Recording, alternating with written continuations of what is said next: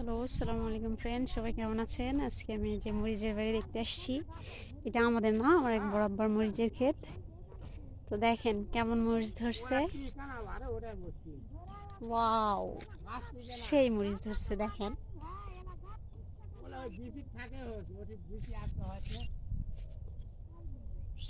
দেখেন একটা গাছে কতগুলান মরিচ। ওয়াও, মরিচ দেখে তো মনে হচ্ছে সেই মরিচ দেখেন।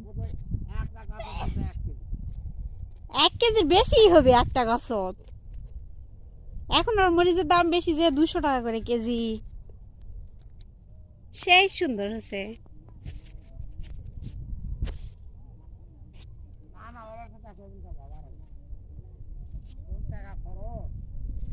টাকা তো টাকা, টাকা আগে পুতা হচ্ছে, এখন উঠবে তারপরে।